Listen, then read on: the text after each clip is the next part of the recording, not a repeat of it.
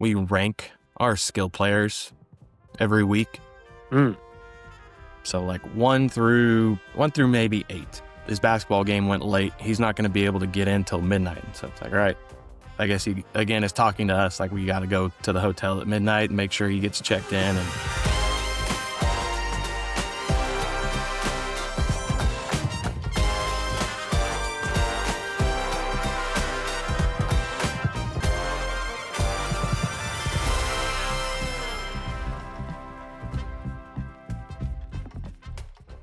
today on the Left Hash Call, the Jinx is on.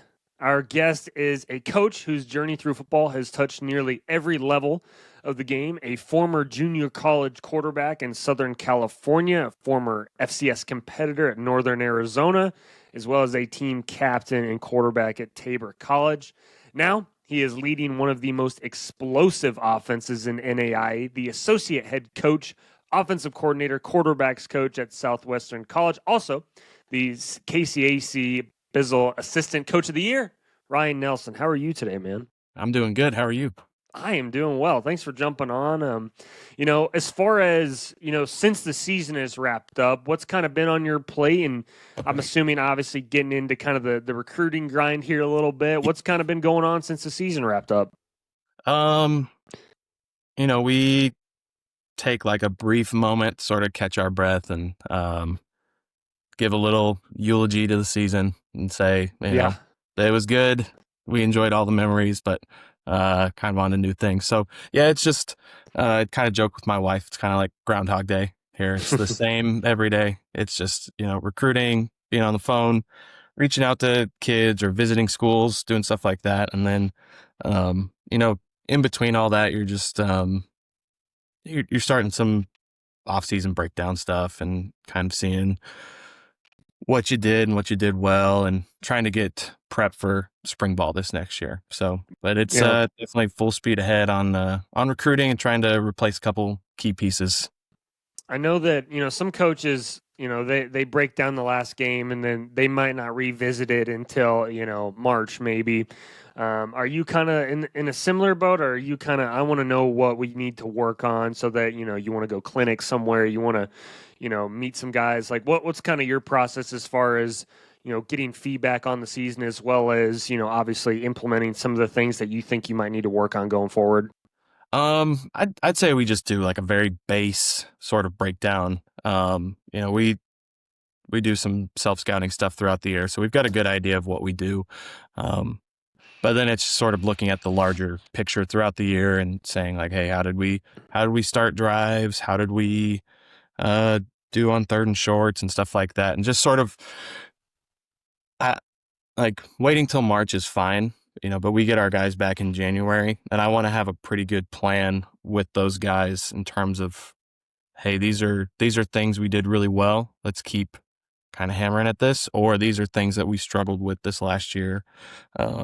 Either let's scrap it or make sure we just spend more time on it this spring, getting guys ready and stuff like that. So it's not a main point of emphasis, but us as an offensive staff, we'll spend, a few minutes a day just sort of working on our breakdown stuff just to make sure we're getting ready for our guys to come back in January.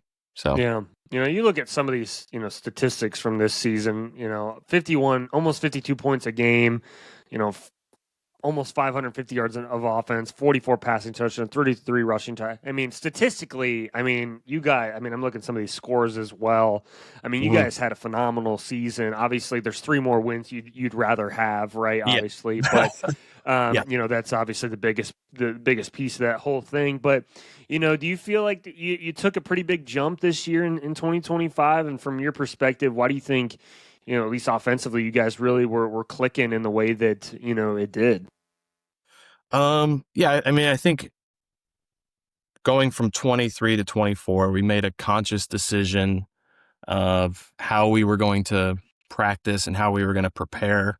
And we just made a little bit of a jump as a staff, and the guys bought into that. So, last year in 24, we sort of set a good like benchmark of, being able to put up some points and do things like that.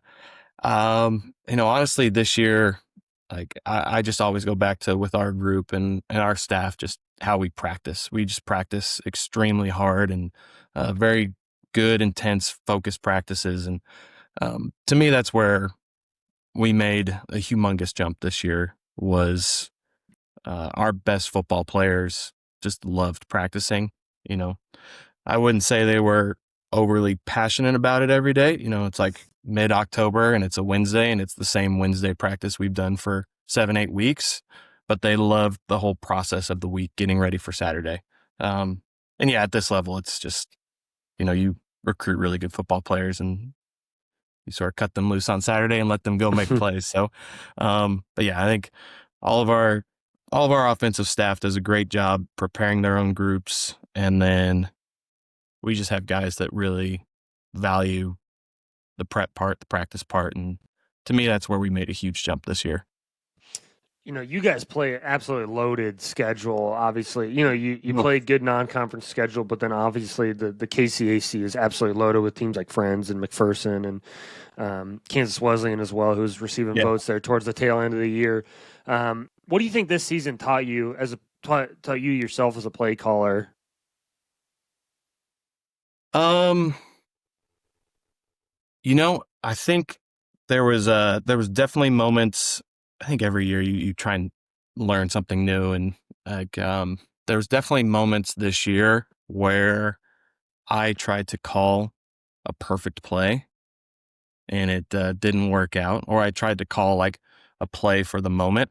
A perfect example is the Tabor game. Like that was far and away the worst game we played offensively. And Jamie, our quarterback, that was the worst game he played. He had, I think, 3 picks and a fumble and like just sloppy football. And we get an opportunity there at the end with like a minute 20 left to go score and kind of put the game away. I think it was tied at that point.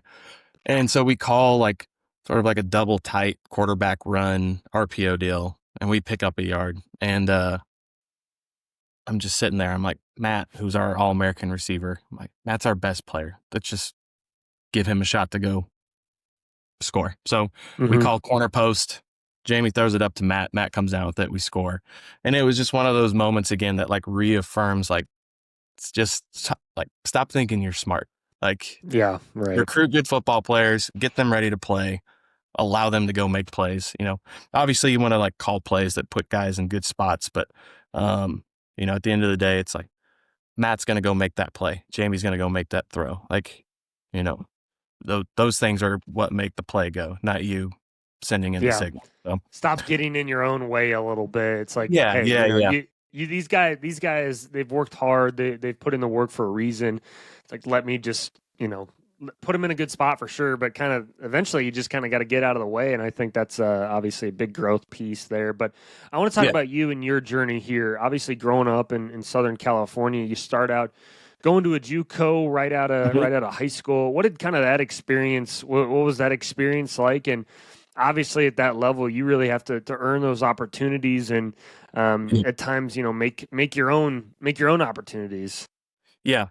So my first year there, I backed up a kid who was a bounce back from Tulsa, and then he ended up going to San Diego State after. And really, even though he was probably only like 20, but was extremely professional in just how he went about preparing and going to practice and taking himself through practice and getting extra reps and stuff like that. So I really learned a lot that first year from him, and just, just tried to play where I could. And like any competitor, you want to be out there playing, but it was good for me to sit behind Drew and watch him sort of operate.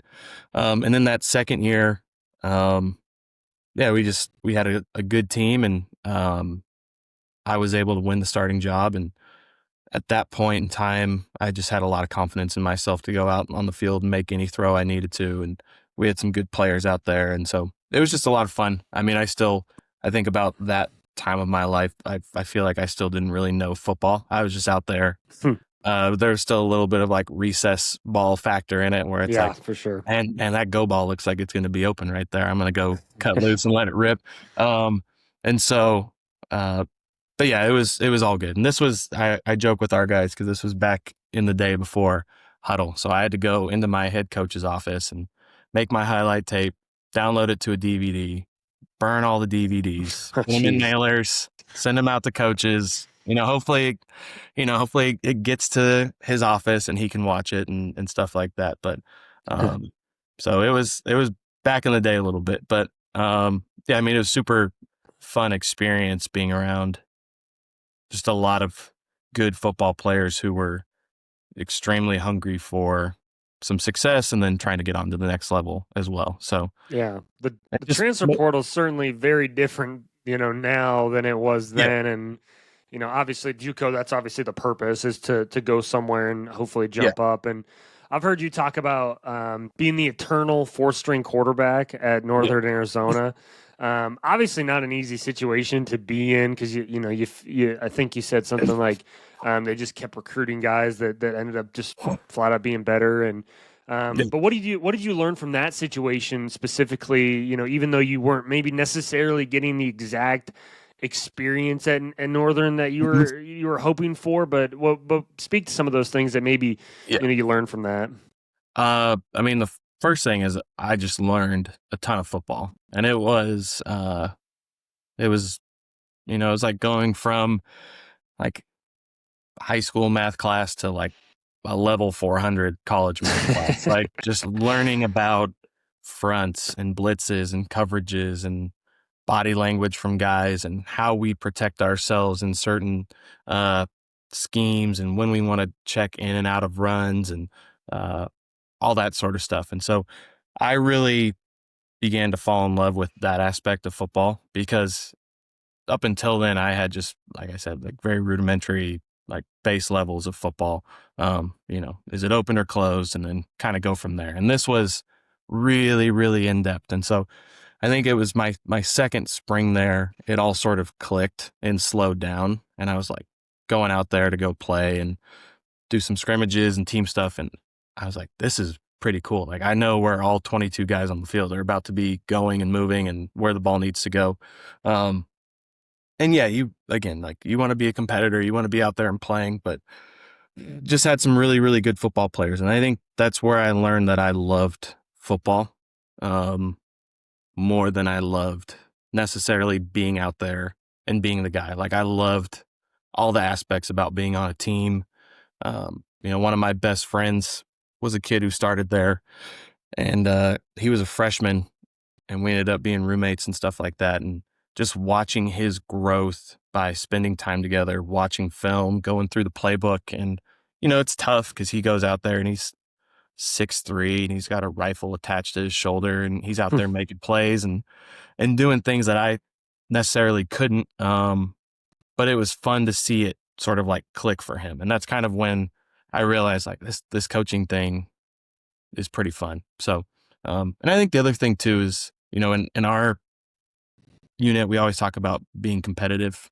Um, and so kind of the joy in competition was having really good football players in front of you makes you show up and know like, man, if I'm not clicking at 100% today, dialed in with every read, every throw. I'm not mentally prepared for practice. Like I'm just going to get run over at practice Hmm. today. Like they're going to dominate me at practice. So there was something with that mental aspect that was a lot of, I'm not going to say fun, but it was eye opening to sort of like, I need to be at my best every day or I'm going to get throttled. So One of the things I heard you also say is getting football out of your system, because I think a lot of players, when maybe you're buried or maybe you're not having this career that you necessarily want to, like you don't necessarily get that closure of, hey, I yep. want to finish football the right way. Obviously you did that going to Tabor.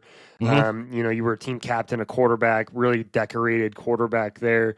What was that experience like? Obviously, going back to that level and or going obviously to a different level now, Mm-hmm. and finishing your career maybe the way that you wanted to versus kind of ending it maybe on the sidelines per se. Yeah. So long story short, my aunt married a guy from Kansas, and so he went to Tabor College, and so me and my brother and my cousins, he always joked like, we're gonna get one of you guys to go out and play football at Tabor. Never been to Kansas. And we're like, never. Like we're not doing it. when I went to Northern Arizona, that was the furthest I'd ever been away from home, and it was 6 hours. So Kansas felt like a lifetime away. And so, yeah, I just ended up where I knew that I was not going to get on the field there at Northern Arizona, and I just wanted to go play and just, like I said, get it out of my system. I wanted to have a moment where I could be on the field, be in a huddle, be with teammates, and kind of just have an opportunity to go make a play. And so it just sort of worked itself out that, I got in contact with Coach Gardner at Tabor, and ended up going to school there. And, it was wildly different at that time at Tabor. They ran the triple option. Coach Gardner used to tell me I was like a polar bear in the rainforest. Like I had no business.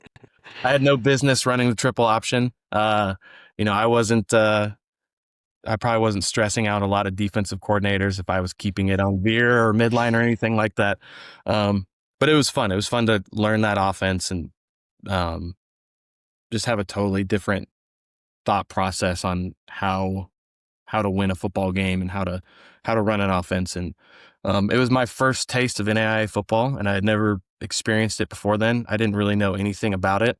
And what I found when I got out here was like, dang, there's a lot of really good football players. And, I'm sure that's like for you, same growing up, like, you want to go play at Iowa or Iowa State or, Northern Iowa. And it's like, all right, I'm going to go to this D3. It's like, all right, who's even going to be showing up there to be playing? And then all of a sudden you're out there at camp and it's like, holy cow, like these are live, really good football players. And that's where, it was just sort of fun for me to, again, have that closure and then be around some good football players. And we won a playoff game. I think we lost to Grandview that year, who ended up winning the national championship, which seems to be happening just about every year now. So, but yeah, it was fun. And it was fun just to like have a completely new experience. But I was also a little bit older. So I was 23. And so things that you want when you're going to school at 18 are different when you're 23 a little bit. So, yeah, I just wanted to kind of have that experience. So it was all good for me.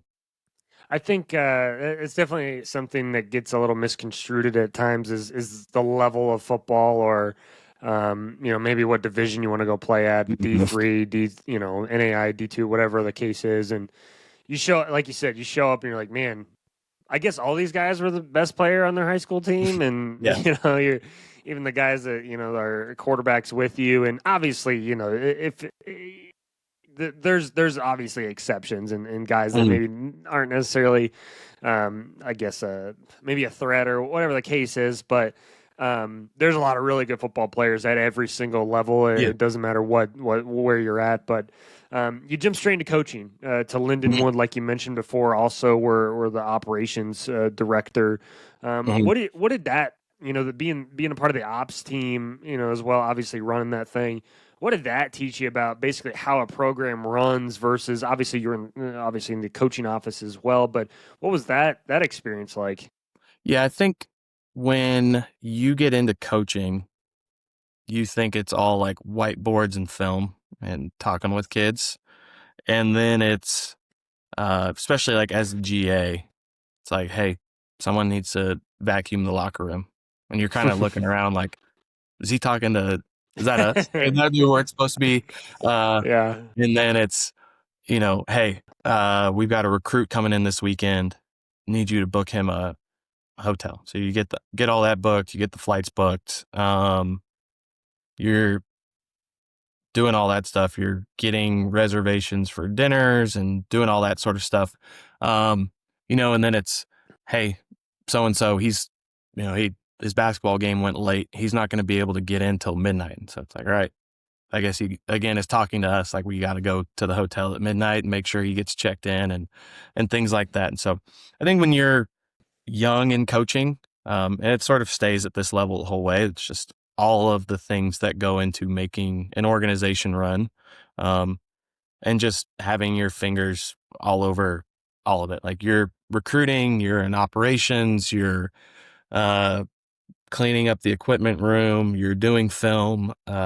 So I always joke with our GAs here, like we had to clean out our athletic shed this last year, and there's spiders and mud and all that sort of stuff. I was like, do you guys feel like college football coaches right now? Like, is this what you had in mind when you guys signed up to be college football coaches? Because this is it. This is mostly it. So, yeah, and I think it creates a sense of like work and blue collarness to where like guys that continue on in this career typically are guys that are willing to do things that other guys aren't. They see things like that and they're like, man, I didn't sign up for this. And it's like, well, none of us did, but some of us are going to do the work. So we're going to make it go. So, I remember but it was fun.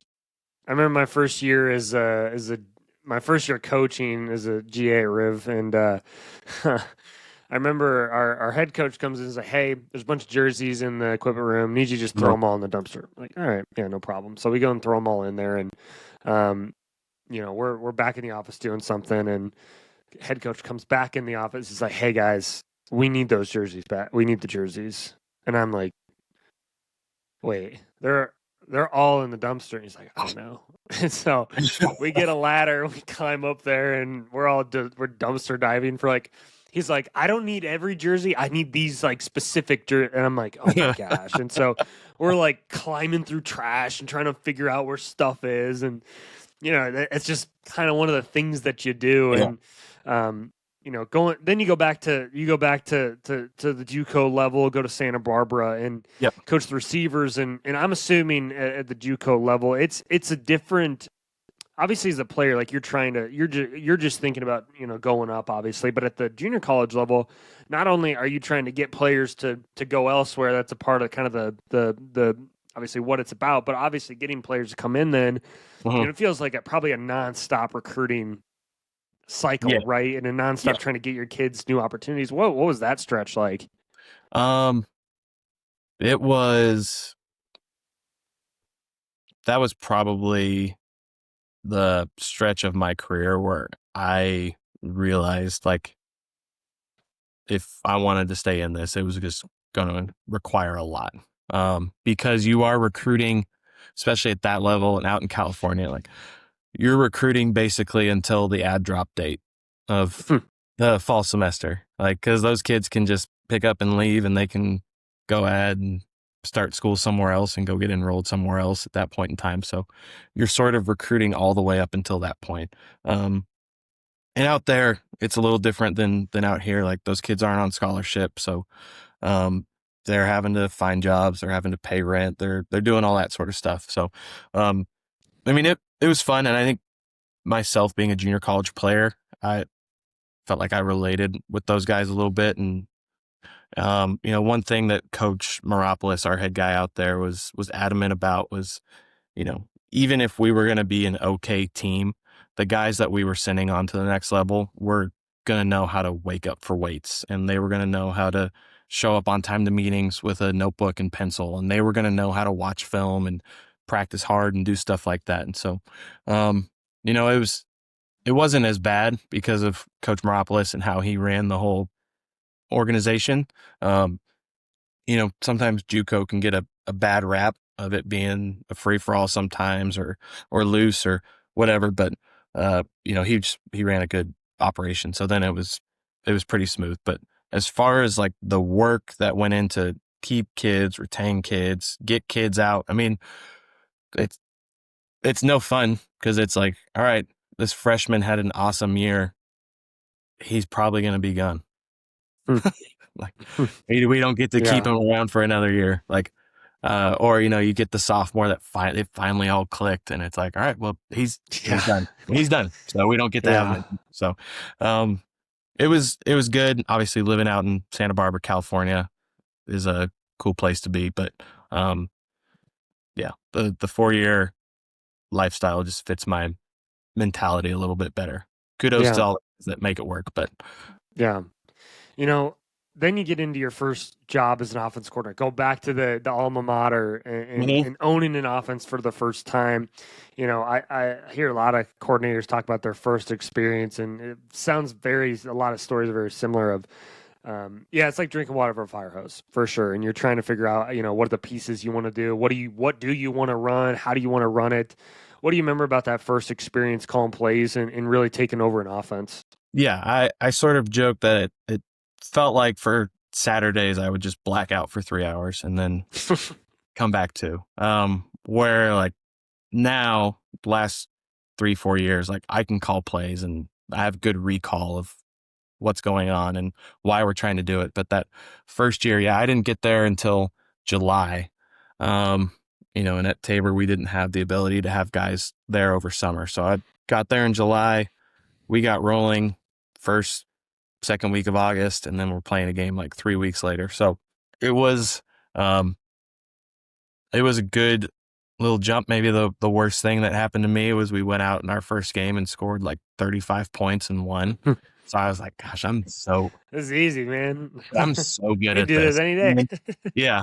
And then I think the next week we scored like 10 points and I was like, I don't know what happened. I did the same things as I did last week. So, yeah, I think your ability to have broader vision just grows over time. Like I still remember at practice when I was a GA, our offensive coordinator was able to like see someone not working the right combination up front and still know the quarterback didn't get the ball out on time. And I was like, I don't know how he was able to do all that at the same time. Like there's no way. Like I was coaching the running backs and I had to be so locked on to the running backs every move to make sure he was doing it well.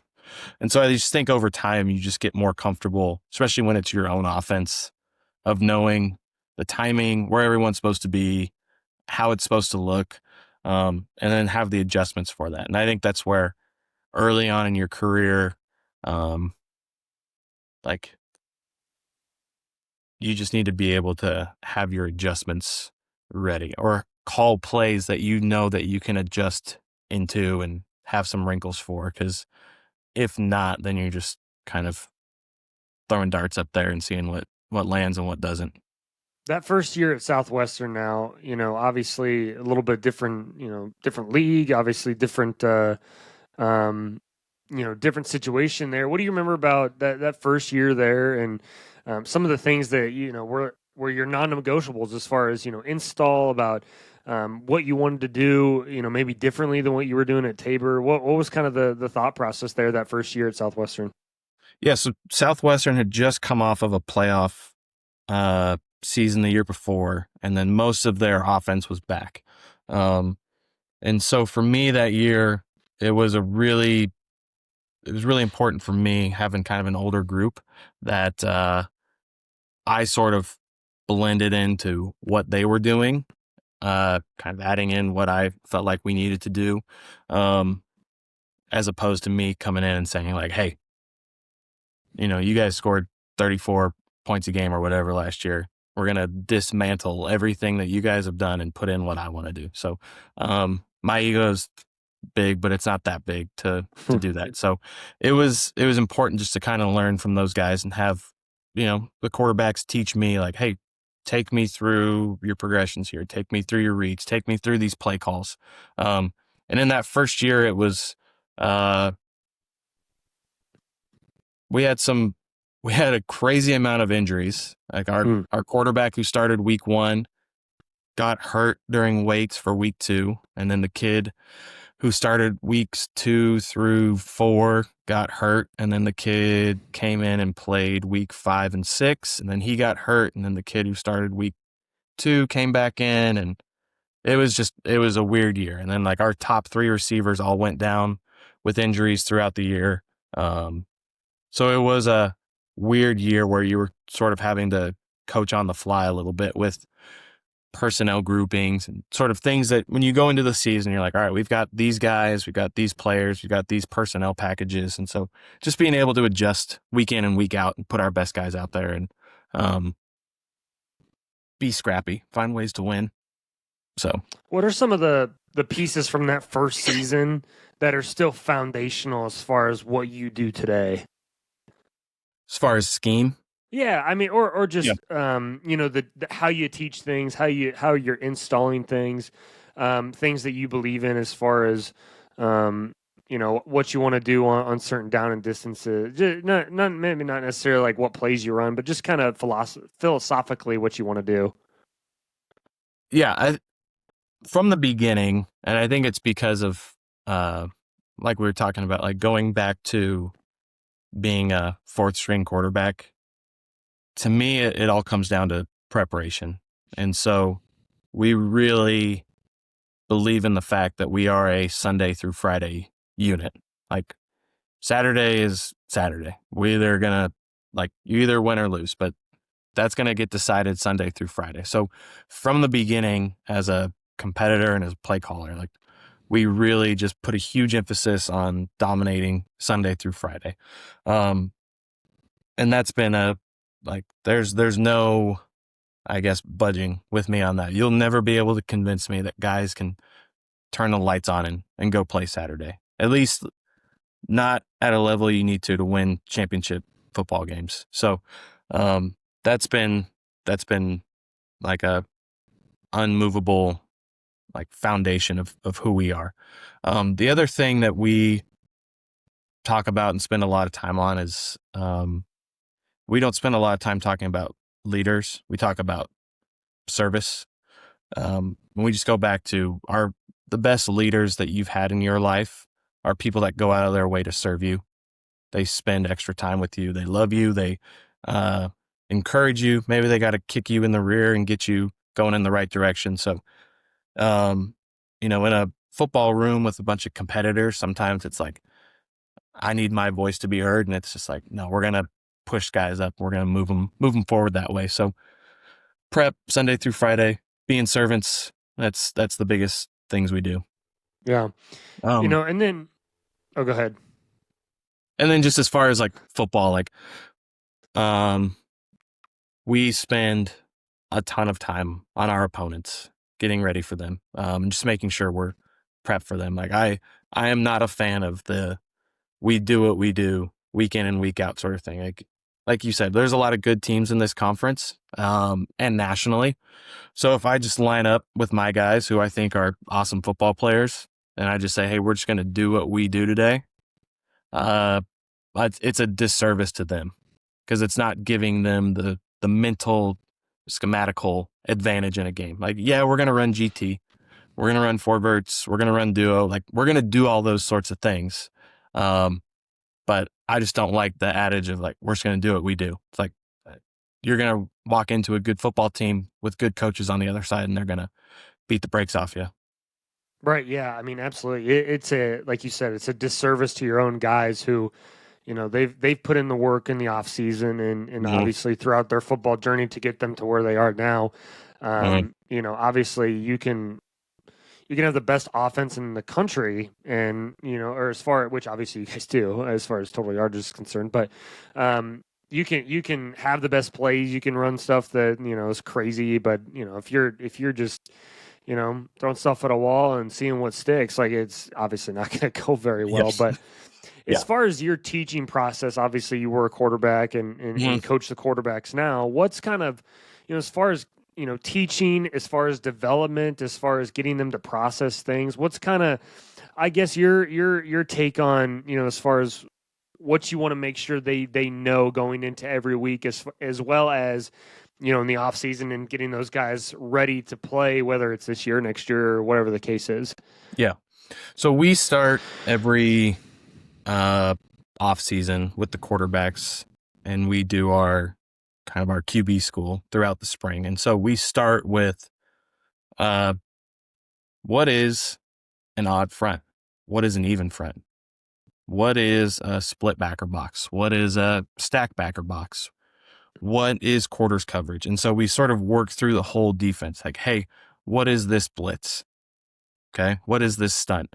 And I wouldn't say we get crazy into the technique of it all, but I want those guys to be able to look across or when we watch film and be able to identify things. Because when you're able to identify things, then it doesn't always tell you the truth, but it sort of tips its hand onto what's about to happen defensively. And that gives you, maybe a half a second more time in your brain to process what's going on. So we spend a lot of time going through all that. And then we start with pass protection. How do we protect ourselves? How does our offensive line go about working through blitzes? Um, we go through our run game because we run the quarterback quite a bit. And so I want those guys to understand, like, when we're running certain plays, this is who we're blocking. This is who you're following. This is where I need you to go press your aiming point and get downfield and go. This is why we're doing it. And then we get into our pass game concepts, which is really like, as a quarterback, like all that other stuff is eating vegetables all day long. And then you kind of like get to dessert by being able to go through the pass game stuff and doing all that. And so, I've I got think like that shows a lot of discipline is on your part. I think because and maybe obviously that's just how you do things, but I think it's an undertaught thing in college football across the board of getting your guys to understand the big boys and what they do up front. And again, like you said, how to protect yourself. I don't think that's taught nearly enough. And maybe I'm just speaking to my level, yeah, maybe, or maybe that's just my experience. But I don't think I don't think I learned like what a front was until I was like after I was or like different techniques until after I was done playing. And sure would have been nice to know during that time. I was yeah, playing because yeah. trying to draw that Thanks. stuff Yeah, up. I had no idea. yeah. And some of it's for sure, like, uh, like if you've got a true freshman who's going into his first spring and they didn't learn any of this in high school, like, it is a lot, but I'll have Jamie now, who will be coming back to play quarterback this next year. And, Big time. yeah. And so Mhm. for him, it's going to be a lot of the same stuff, but, uh, I never could tell you if this is a true story or not, but my coach used to tell me that Drew Brees, when he was playing for Sean Payton, used to show up with a blank notebook to every training camp, even though he played in the same offense for however many years. And so it's sort of that mentality of like, all right, something I learned last year, maybe in the same class that we're learning about fronts, maybe it's going to be this little nuancy thing that I pick up as a player. And yeah, I think what we talk about in our quarterback room is the perks of playing quarterback at a high level is if you play perfect, your team wins the football game. And so that's Yeah. like, we don't budge from that standard. Like, if you play perfect, your football team wins the game. And so it's the only position on the field where that's true. That's why those guys, get paid that money and they get scholarships and they win the Heisman every year and stuff like that and all that. But it's like, if you play perfect and you put your team in the right spot every game, you're going to win every single game. And so that's just something we can control in our own room, in our offense, things like that. And so teaching those guys that thing is it's it's important because it should in theory slow them down throughout the week and throughout the game, having a good understanding. But it also just gives them more control of their own offense. Like, I always joke with them that I send out suggestions. So when we call playing, it's just a suggestion. So if it's not good, get us something else. Do something else.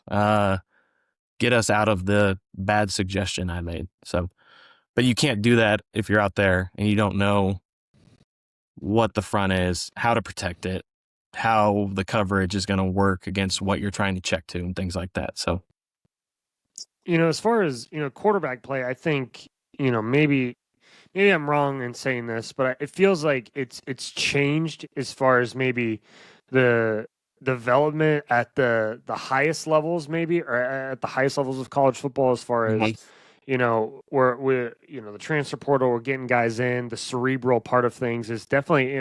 I've heard Tom Brady talk about this a lot about like the guys that the Peyton Mannings of the world, the Tom Brady's, the Drew Breeses, like the yeah. cerebral type of mentality. How have you seen things change from a quarterback play standpoint? Change from maybe when you were playing, first started coaching quarterbacks to now. Obviously, the 4-year deal is obviously different. You can teach those things, but what's kind of some of the things that have changed in your mind as far as quarterback play over the years? Yeah, I think what when I was at Northern Arizona, our guy, ROC, that's kind of where it all like started for me in terms of like trying to learn that stuff. Um, and it just made so much sense to me. Like this is the way to play the position. And so I get where guys are transferring in, and it's tough, but um, I don't know. It feels like year in and year out, the teams that are doing the best job are teams that have someone back there who can control the game. I mean, like Will Howard is a whatever round draft pick he was last year at Ohio State and was K-State starting quarterback. So like they took someone who had a lot of development, a lot of polishing, and then they added him to this team to where he could go out and operate in those sorts of things. And I also think it's just like um, you're sometimes like trying to cater to a really good player, which is fine. But as a competitor and as an athlete, like you want to be pushed. You want to be in comfortable situations. And so part of like what we do throughout spring is I make sure the quarterbacks, or when we go through our target reports, like, hey, you're really struggling throwing the deep out. So we're probably going to throw that a bunch in pass shell today. Like I'm going to make sure I call it. Or someone's struggling with four verts. They're struggling to throw in picks late, or they're not getting the ball out on time. So like we're going to spend a ton of time throwing that during pass shell, making sure that you get all the reps at it. And so it just sometimes just gets a little, I don't know if like lazy is the right word, but it's like, well, he doesn't get four verts, so we're just not going to run it anymore. It's like, well, we need to run four verts as an offense, so I need him to get it. And if he doesn't get it, well, then, and he's the best guy by the time we get to September, maybe I need to make some adjustments as a play caller. But it just feels like we sort of cater to like, well, he can't do it, or we don't have the time to do it. It's like, I don't know if that's necessarily true. We just need to spend more time and be a good teacher. And I think too, like depends on the program, but when you bring in a lot of good football players and they sort of sift themselves out if they're not willing to put in that work and do stuff like that, which in any good program, if you, like you said, if they're not doing the right things, they're not prepping the right way, they stick out in a big way versus, if you're in a program that maybe hasn't had as much success, you kind of blend in almost a little bit. And I've been on both sides of those things, and it's not, it's very, it's very obvious, in good programs when guys aren't doing the right thing. Yeah, when we have our recruit days, we split up and have offense and defense talk and do things like that. And so one of the things I always tell the offensive guys coming in being recruited is like, hey, the really cool part about being here is you're surrounded by a lot of good football players. The toughest part about being here is you're surrounded by a lot of good football players because you're going to be around guys that are maybe a little bit better than you, or guys who've been doing this in this offense now for 2-3 years, and you're going to show up and be like, man, I'm not anywhere close to where I need to be out on the field right now. So then you have a choice. It's that's where we're really up front. And it's, again, like we want to find guys that love football and good kids and kids that want to graduate and do all that sort of stuff. But like, I just don't like the, like, hey, you're going to come in and be the guy. It's like, I mean, like we've been recruiting the guy every offseason here for the last 4 or 5 years. And like, we've had freshmen play, like our kid who was a 2-time All-American, Matt, like he started as a freshman. A little bit of an outlier, ends up being an All-American, but like, it's not that you can't come in and play as a freshman. It's just like, hey man, like that's part of being in a good culture and a good program is you're surrounded by a bunch of views. So. Yeah. And you wonder why, or people wonder why the best teams in the country consistently have really good quarterback play. And, you look at obviously a team like you guys or even Grandview's right down the road for me. So, I'm familiar with those guys. Always elite quarterback play. Yep. And they always just have guys that continue to raise that standard. And I think you look across the board. I guarantee if you got a good team, you probably got a really good room of quarterbacks. So probably maybe play other places for sure, but Yeah, obviously for those are sure. the ones that develop. And but walk me through, I guess, a week of prep for you and what that looks like practically, as far as stepping off the bus on Sunday or stepping off the bus on Saturday, and then obviously Sunday morning. What's kind of a Sunday through Saturday prep look like for you? Yeah. So um, I'm a little bit of a tyrant with my offensive staff. So on Thursday night, they have all of the base breakdown done for the following week's opponent. So by Thursday night at 9 p.m., they have to have all that stuff done for the following week's opponent. And so that way, not really on Friday or Saturday, but early Sunday morning, all of that kind of base information is set for those guys, and for us throughout the week. So Sunday morning or Saturday night, I'll probably briefly watch the game, and just try and clip out a few big moments of the game just to make sure we talk about those. Sunday, uh, early afternoon, we'll sit in as an offensive staff and we'll watch the entire game, all together, taking notes and going through some things we did well and didn't do well, and some good play calls and bad play calls, and things where we overthought some stuff throughout the week, or things we didn't spend enough time on throughout the week. And uh, we'll meet with the guys Sunday afternoon. We'll have our like good and bad cut ups. We'll have some plays in there that maybe was a bad play call or something that I didn't prepare the guys well for that week. And talk about that and how, we're going to try and fix that as a staff.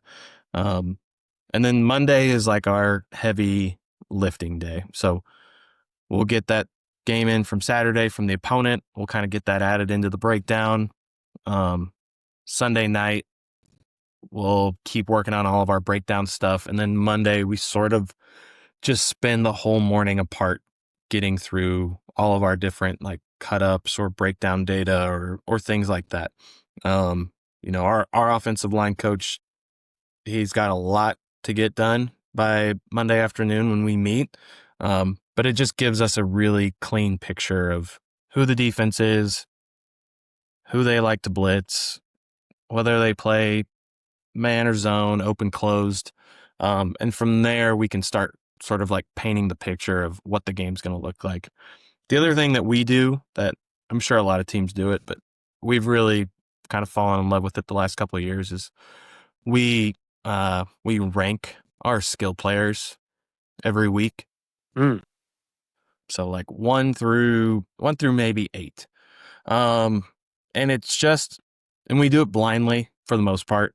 Sometimes we just sit in the room and hash it out, but every once in a while we do it blind and make sure that no one's feelings are getting hurt, or, you don't want to feel bad for putting someone in a certain spot. But, that makes sure that we just have our best guys that are either trending upward or staying on the top of that room, out on the field together. So, there was a good chunk of the year this year that we played in 0-1 personnel quite a bit. Which isn't like, in my heart of hearts, I would love to be like a 12 personnel, like old school, early 2010s, like, or late 2000s, like Stanford football, like that appeals to my soul. But I like, love that. That is awesome, dude. we didn't have at this level, you can't always just like recruit those guys, or you can't have those guys ready to go all the time. And so we ranked our guys and it was like, all right, our best personnel group is 0-1. Okay. So how are we going to run GT out of it? How are we going to run duo out of it? How are we going to run Y cross and spacing and 4 verts out of it? And so from there, we sort of like, all right, this is our personnel groups. This is what the defense is going to give us. Let's blend those two together and talk about how we can create our matchups throughout the week.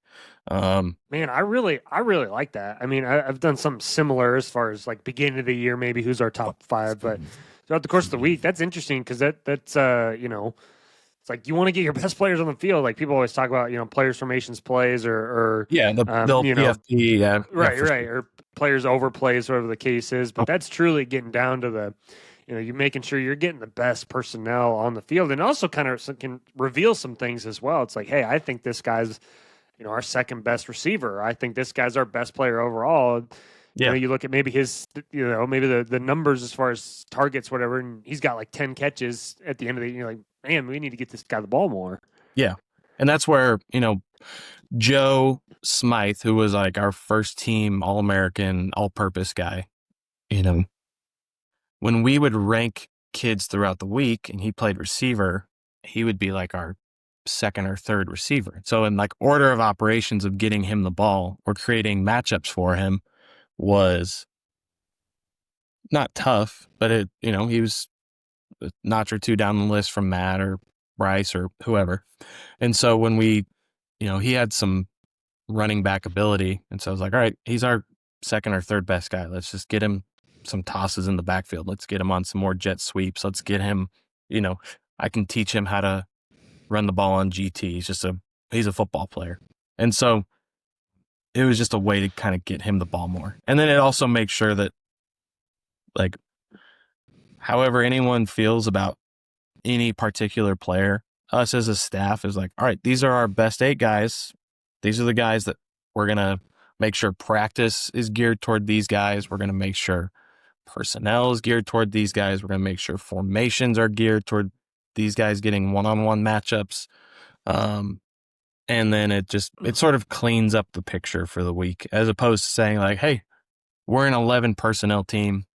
This is what we do. It's like, I don't know if 11's the best personnel we had this year. 0-1 was the best, and we had to make it work. So, and that being said, I think that's sort of the beauty in our offense and with our scheme is, like, last year we could get into some more 20 or 21 personnel stuff and kind of run the similar offenses we did this year and do a lot of the same stuff, but 20 or 21 was our better look. So, I'm curious, do you ever get quarterbacks into that mix? Obviously, they're always on the field. Obviously, they're always getting the. But as far as, hey, like, this guy's maybe our second best this week, so hey, let's get more quarterback. Right? Do you ever kind of factor that into that? Obviously, on the field, but yeah, I think naturally throughout the game, like if we get 70 snaps in a game, he's making 70 decisions, and so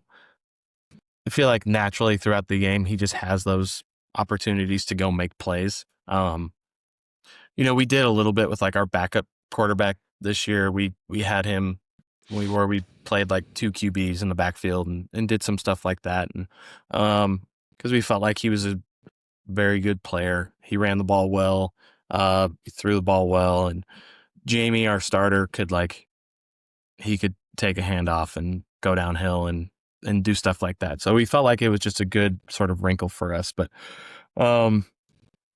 sometimes he gets, I'm not going to say like forgotten in it all, because you're going through like wide receiver touches, running back touches and stuff like that. And like for us this year, like he was a stud running the football. And so as you're going through it, it's like, we're going to run that kid right downhill at people and, go to work. So, I would say we don't rank him, but Coach Griff, our head guy, is always like, man, it wouldn't kill me if he ran the ball like 10 times this week. And it's like, you got it noted. We're all over it. So, right. No, I love that. That's I definitely think that's something that people should do way more often. And I think having, like a visual, we did this at Riv. We had a visual depth chart where we literally had all the names on the, the tick, literally made the names, did the stick notes, whatever. Yeah. And we had all their names up there. And it is kind of a constant reminder, like, hey, these are the guys we want to make sure we get the football to. And, and if he's not doing the right things, then we gotta either lower him down or whatever the case is, so that we are constantly getting those guys the football. So, kind of as far as your play calling process, are you in the box or are you down in the field? I was on the field this year. I was in the box the last couple of years. Oh, what was kind of the change for that? Felt like last year just needed to be in the box. I think having different quarterbacks, I I joke like Braden last year, who's, All-American for us, he had a lot of like Brett Favre gunslinger in him. And so it made more sense for me to like go up top and just sort of detach myself from everything and let him just go play football. Whereas Jamie this year was, he's more of like a Peyton Manning type, where like he wants to be so involved with the protections, the scheme, how we're doing things. And so it made more sense for me to be on the field with him this year and kind of go through those conversations. Whereas last year I felt like it was more important for me to not get us into the right play calls, but just make sure that like what I was seeing I could relate to Braden just a little bit more easily and more concretely from up top. And I think too, just having like a little bit of an older offensive staff this year, like everyone stuck around and was here for another year. So, when guys are younger, you feel like you need to be up top to kind of give yourself answers a little bit more. This year with everyone being a little bit older, felt like I could just be on the field a little bit more. I definitely, like when you're a football player, like even when you're a coach, like you never stop being a football player. Like there's always a little bit of a football player in you. And so it is hard being up in the box. I will say, like, it's not as fun. It's fun being on the field and having those moments and doing stuff like that. But you do what you got to do. So yeah, I never coached a game from the sideline. I always thought, as a young coach, I think, well, obviously I'm still young and out of coaching now, but as a first time coach, I was always like upset being in the box because I'm like, man, I want to be on the field, but I always feel like, because I was always a big rah guy. I was like just yelling all the time, and I felt like it probably wouldn't have been the best thing for me to be on the field because I would have just, I don't know, caused a scene, I guess. But what do you think, as far as young coaches, what do you think's the most misunderstood part about becoming a coordinator, or coaches that might have an aspiration of becoming a coordinator? What do you think's maybe the most misunderstood piece of the whole pie with that thing? Most misunderstood. I think when you become a coordinator, you need to, at some level, be able to coach up your coaches. And I think that's it's not always about play calling, and it's not always about scheme, and it's sometimes like getting your coaches coached up, because if not, then you sort of run yourself ragged to where it's like, well, I'm coaching the quarterbacks, but I need to keep my eyes on the wide receiver group right now to make sure they're actually doing what they're supposed to be doing and things like that. And so, like the coordinator part, like I sort of separate the coordinator part from the play caller part. Like the play caller part is its own deal on Saturdays and throughout the week where I've got a script and do those sorts of things. The coordinator part is literally exactly how it sounds. Like you are coordinating. So you are making sure practice is set up in a way that your coaches are able to go out there and coach their guys. And you're having to teach your coaches throughout the week and throughout the year and off season, like what you expect, what you want, and then how to make those adjustments with their guys, and things like that. So I think that's, to some extent, when you are trying to be a coordinator, like you need to be able to coach up your guys, and you need to also like have a good, honest like I can't coach the O-line. Like Coach Van Estelle, who coaches the O-line, does a great job. Like I could go out there and hit a kick step real quick, but like don't ask me to like post down when that guy slants down inside. Like at that point in time, it's not really my thing. But just making sure that like those guys are getting coached up all the time, to me is really, really important. Because then that allows you to spend more time with the scheme, with the play calling, with your own group.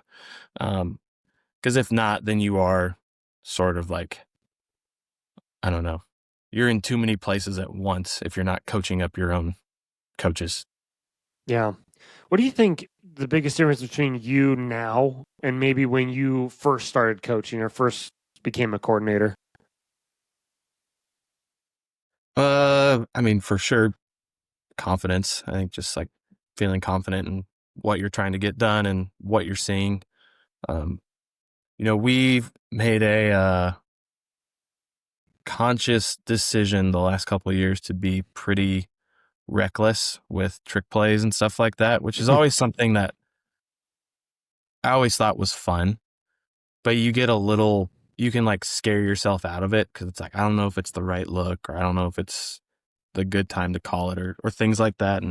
Um, and so I think just like confidence through preparation to having your guys to go out there and make plays. I think when you're young, or you're struggling and maybe you're not getting the results you want, you sort of like cave in on yourself a little bit in terms of like, all right, I got to do this one thing during the week, or I have to make this one perfect play call.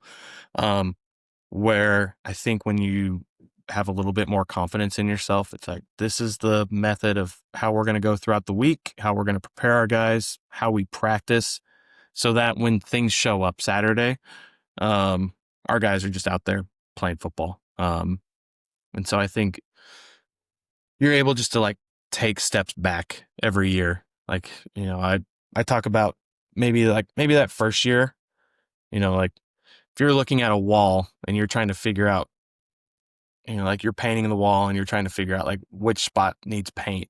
You can't be like nose up to the wall. You can't see a lot of things. So I feel like every year you can just like take another step back, and you can see like what needs fixing, what needs paint, and all that sort of stuff.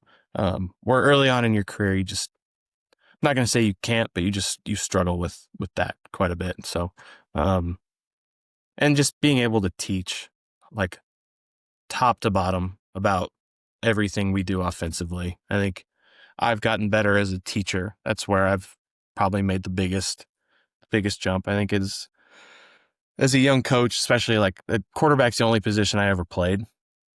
I'd be a worthless football player if it wasn't for quarterback. So, like expecting those guys to be where I'm at or where I was when I was their age, like that's just not reasonable. So you just have to like learn how to meet guys where they're at and then get them on the path to getting where they need to be. So, Yeah. This one of these last little segments here that I've been yep. doing recently is just kind of an opportunity to, I guess, highlight some offensive coordinators around the country that you respect, or even maybe some defensive coordinators that maybe keep you up at night that don't necessarily like going against. Also, selfishly, it helps me figure out who I want to talk to next. So, is there anybody out there that you kind of think of as far as maybe inspiration or go to, or just guys that you just absolutely can't stand game planning against? I think working with him at Tabor, Coach Hill, defense coordinator, does a really good job. They do quite a bit on defense, and so um, for us, it's just sort of like working through all the murkiness of stuff they do.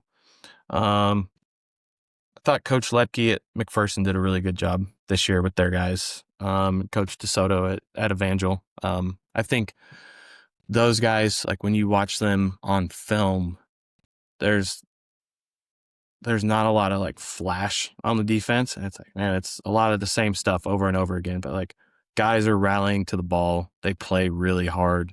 Um, they play physical. They just don't make a lot of mistakes. And so from like an offensive coordinator standpoint, that's like I say, it's like tougher or worse, but you sort of go into that game knowing like, all right, this team's not going to shoot themselves in the foot. They're not going to like have extreme coverage breakdowns or gap responsibility breakdowns. So you're going to have to be very dialed in with coaching and teaching. I think the Mac offense, those guys are pretty creative when it comes to what they do up there. I think being in conference and, you just watch each other play football all year long and you're breaking down their offense and things like that. So there's always like little things where it's like, that's like, I always joke with our staff, I'm like, I hate feeling stupid, but you see someone else on film do something smart and you're like, God, that was really good. Like that was like kudos to those guys for figuring it out or doing what they do. guys at Friends, they run a very unique system with both sides of the ball. There's nothing quite like it at our level on either side of the ball. And so like they're totally bought in on what they do offensively and defensively. And it works very, very well for them. So I think guys within the conference, like those are guys that we, I make sure that, at least from our perspective and us as a staff, we want to win the football game, but in football, you want to find like common competitors that you really enjoy going up against every year. And like, they're going to bring the best out of you and you bring the best out of them. And I think some of those staffs in our conference, they do that, where it's like, you're going to get absolutely everything from those guys. And so, just makes it fun. You just like compete with those guys. Yeah, I love that. Last little segment here before we get you out of here. Just some quick hits. You can expand as little or as much as you would like to on this whole thing. Yep. So first one's first is best football movie. Gosh, we love Remember the Titans in our house. Fantastic. Love that. Yeah. Coach, past or present, you'd love to talk ball with for an hour. Bill Walsh. Oh, that's a good one. Yeah, that'd be a good one as an offensive guy there. Non-football thing you do to stay creative.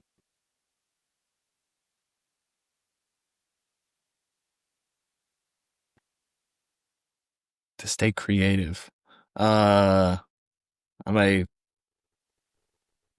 very average DIYer. Oh, I love that. There you go. I like that. That's like something that like I think with like football, you're like sort of hands off all the time. So that's something where like I can be a little hands on and try and get some stuff done. So I always liked it seemed at the time, I guess, was mundane and kind of tedious work, but making like the game day visit badges for those things. Because I ran our social media both at Simpson and at River Falls and made all of our graphics and stuff. And so I would always, of course, just naturally having the skill, I was in charge of making the game day visit badges. And so I really took, let me see if I can find it. Yeah, especially when you're like working kind of the operations part of it. And then you always want to make sure stuff is clean and looks right. Right. Yeah. I don't know where that went, but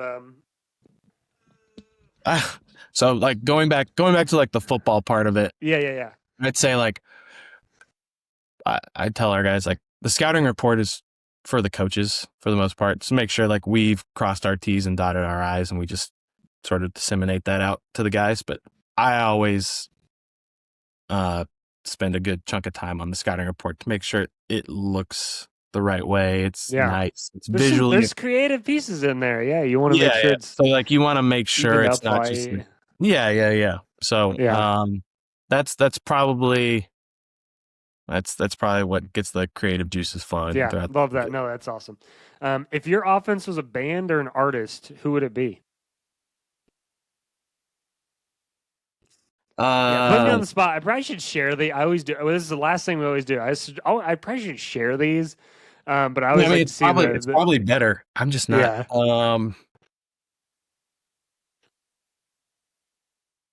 There's an old band called The Band. I like the band, and it was just a bunch. It was just a bunch of guys. I think they were like in the 70s. Okay. And so they've got this really cool live album called The Last Waltz. I would encourage anyone who likes kind of like older rock and roll music to watch. But it was literally just it seemed like a bunch of buddies up there hanging out and playing. And I love that. Yeah. And that's sort of what our offense felt like this year, where it was just a bunch of guys all together. Last question here. What's one piece of advice you would give to the next generation of coaches?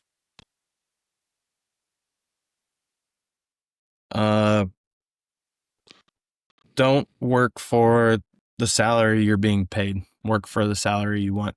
So damn, that's a good one. You're making $500 a month as a GA. That's not what you're being paid for. If if you want to be a full-time coach, or you work like you're getting a full salary. So yeah, man, I love that. That's a good one. Well, man, I really appreciate it. This has been fun. It's been fun to learn about your this has story. been great.